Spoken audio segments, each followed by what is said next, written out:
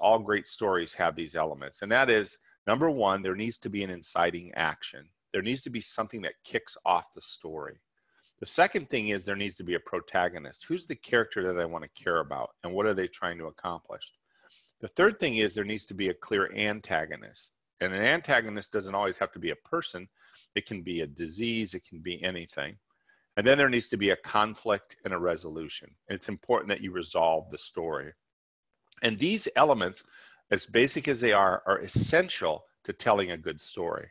Oftentimes when people will bring me a book, or they'll bring me something and say, would you read my book, or would you read my manuscript? What I'll tell them is, I said, before I do that, I want you to look at your book or look at your manuscript, and I want you to tell me if you can identify each of these, and I want you to tell me at how early in the story do you give me these things? Because the thing that draws us into a story is we want to know that there's something at stake. Is the asteroid going to hit the earth and destroy it, right? Is the disease going to take over and do things? Is the couple that was high school sweethearts going to eventually come back together and fall in love? So as you're crafting stories, it's very, very important that you look and make sure that these elements are part of your story, and then that they're introduced pretty early so that I understand what's going on.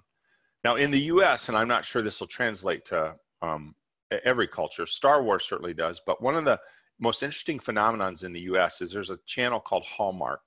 And it's actually a lot of very sappy romantic movies, but it's very, very successful.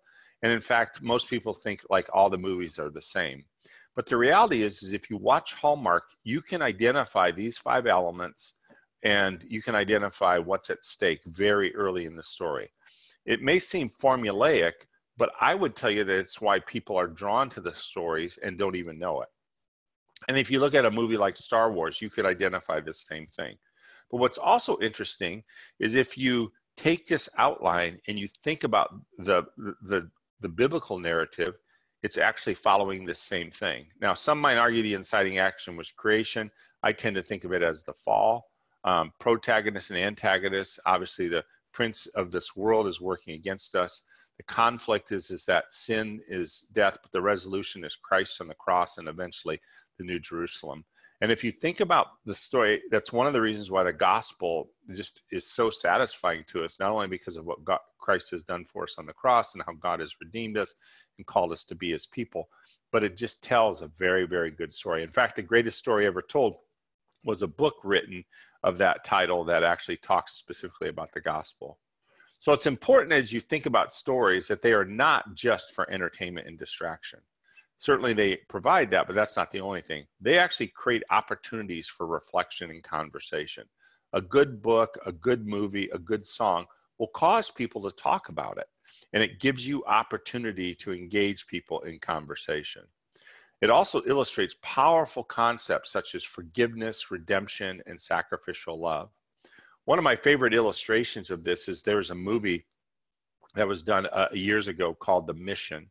And the inciting action was one brother killed another brother over a lover. And he felt so guilty for that that he decided to join the mission as penance. And so a number of priests were going to South America, and so they took this gentleman with them. And what he did as penance is he drug around his brother's armored with him everywhere he went. And there's this masterful scene. Jeremy Irons is the priest, and you can find this on YouTube, but they're climbing a waterfall, and this guy is dragging this armor suit up this waterfall, and it's not clear whether he's going to make it. And Jeremy Irons comes to him and cuts the rope and allows the armor to fall. And it's such a powerful illustration of how Christ takes away our sins and casts them away. And so there again, you can use that scene to illustrate a powerful concept such as forgiveness. The important thing also to remember is that stories are not morally neutral. This is one of my favorite quotes. It says, all television is educational television. The question is, what is it teaching? Everything has a perspective, right? They are vehicles for values and worldview. That's why I say they're not morally neutral. They are an idea contagion. Now, I realized, in fact, I was thinking about whether I should change this phrase given the COVID-19 environment we're in, but actually the COVID-19 actually probably illustrates it. That when you convey a certain kind of story, they actually convey ideas. And if they're the right kind of ideas, they will spread. And we'll see examples of that through history in just a moment. The other thing that's really important is they have presuppositions about what it means to be human.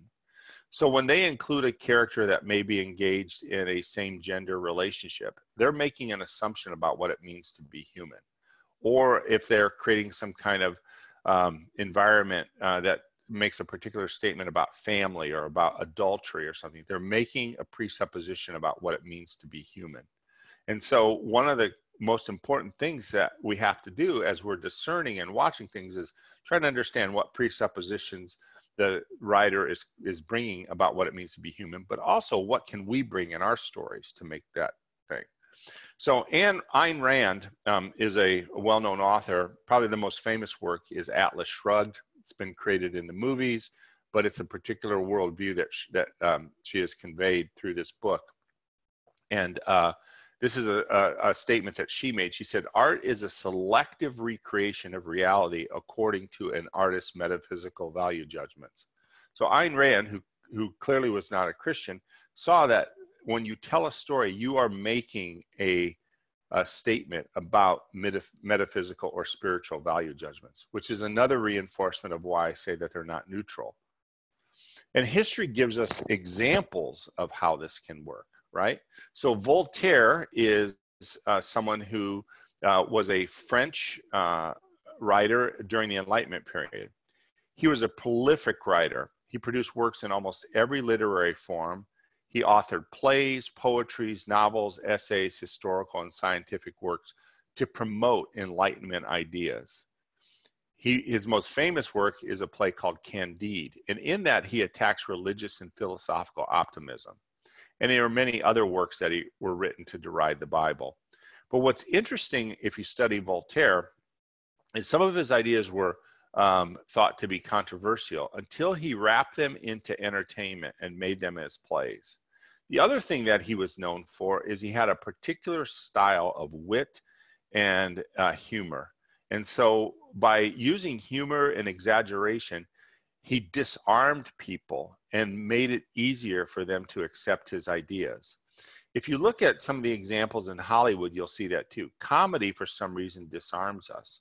But comedy, even in its sense, is not neutral. And so it will make statements about what it means to be human, and it will convey values and ideas. You can go back in the US to shows like Friends or shows like Will and Grace, or even more recently, the show that just entered, Modern Family. They're making statements through comedy about what it means to be human and what the world should look like. Voltaire used that particularly well. Now, on the other side, there's one who's probably known to most of you, and that is C.S. Lewis in writing Chronicles of Narnia. Now, Lewis gave a really interesting perspective on Narnia. A lot of people thought that he set out to write a Christian book, but actually his writing process was not that at all. He said everything began with images: a fawn carrying an umbrella, a queen on a sledge, a magnificent lion. At first, there wasn't anything Christian about them. That element pushed itself in of its own accord. Now, what's interesting about that is that Lewis realized that his worldview was going to come through his story, even if he didn't set out to write that story. He said, given Lewis's strong Christian faith, that is not surprising. In fact, once the story was established, Lewis said he saw how stories of this kind could steal past a certain inhibition which has paralyzed much of my own religion in childhood. Lewis, in this view, saw that stories don't just capture the intellect, but they capture the imagination. They don't just capture the mind, they capture the heart. And so he's written this obviously significant book and significant piece of Western literature, but in it, he is certainly conveying these important ideas about the Christian worldview. And even though that is not what he set out to do initially. And this is a quote that some of you may have heard, but if it's new to you, I'm glad to be able to introduce it to you. What Lewis saw is what we want is not more little books about Christianity, but we want more little books by Christians on other subjects, which with their Christianity latent. You can see this most easily if you look the other way around. Our faith is not likely to be shaken by any book on Hinduism, but if whenever we read an elementary book on geology, botany, politics, or astronomy, we found that its implication were Hindu, and that would shake us. Once again, Lewis is reinforcing a point that I tried to make earlier, that stories and content are not neutral. They all have presuppositions and have a view of the world that they're communicating. Here's his final comment on this area. He said, it's not books written in direct defense of materialism that make the modern man a materialist. It's the materialist assumption in all other books. And so this is important, again, to remember that when you're writing a story, you're actually making a statement about things, and you're doing it in a way that allows the message to be conveyed, because it's not just being conveyed intellectually, but it's also being conveyed emotionally. And if you do it well, you're not just impacting the mind, you're impacting the heart, which gives us a great opportunity to open people up to other things.